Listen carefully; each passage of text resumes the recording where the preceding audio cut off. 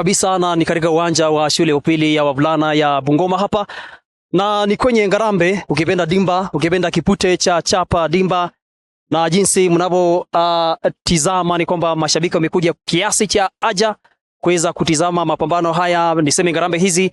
Na kwa sasa tu katika hatua ya finali, wakati ambapo watoto wa kiume wanacheza hapa na vile vile watoto wa kike pia watakuwa wanacheza hapa, ikiwa kwamba ni Elgon Queens wanacheza na Luhuna kwenye finali ya kina dada, alafu finali ya mtoto wa kiume inamhusisha Mwanamisihu ambaye anacheza na Terem baadaye. Lakini kwa sasa kipindi ni cha kwanza kimetamatika, finali ya mtoto wa kike, na kwa sasa kwa faida ya mtazamaji ni kwamba kwa sasa goli ni 1-1. Upande wa Luhuna wana goli moja, alafu vile vile upande wa Elgon Queens pia wamepata goli moja. Na hapa nimefanikiwa kuweza kupata huduma za mkufunzi mkuu wa vipusa hawa wa Elgon Queens.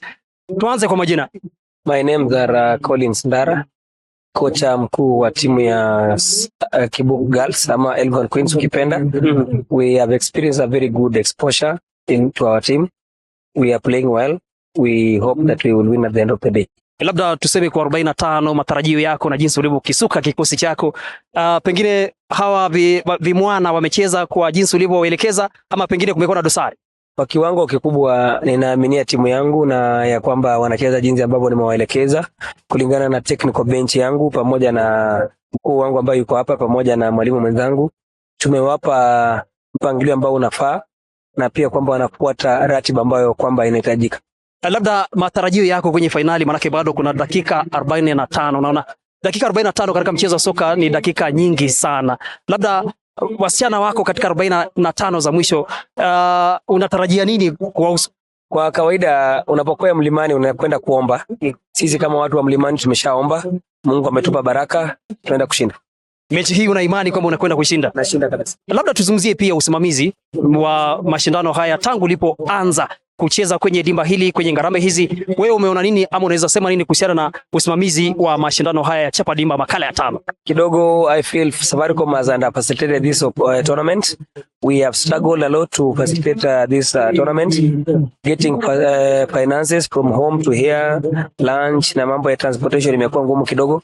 If we don't have a good rapport with our principal, probably we could not be here.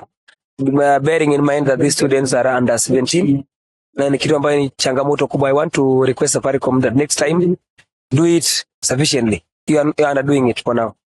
Labda tuzungumzie pia matarajio yako kama coach wa timu hii ya Elgon Queens. Labda matarajio yako msimu huu, makala yakiwa makala ya 5 kwenye dimba hili, timu hii yako kiona labda ungependa kuimalizia wapi? Timu yangu hii ni timu ambayo ni nationals. This year was disadvantaged because of portal. We never knew that portal was that serious, and we ignored the fact that portal was working, and that's why we never managed to get to the counties. But this year, I promise those ones who manage to the regionals and nationals, we are coming for you. We are a good team. Labda tuzungumzie pia jinsi gani walivyokuja mashabiki kwenye mashindano haya, pengine katika hatua hii ya county.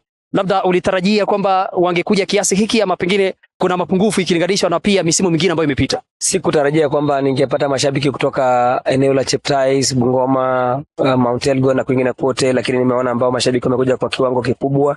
Nasherehekea, nashukuru, nawaambia kwamba wazidi kuienzi timu yao ya Elgon Queens. Tumalizie tu manake pia muda si wetu siku zote.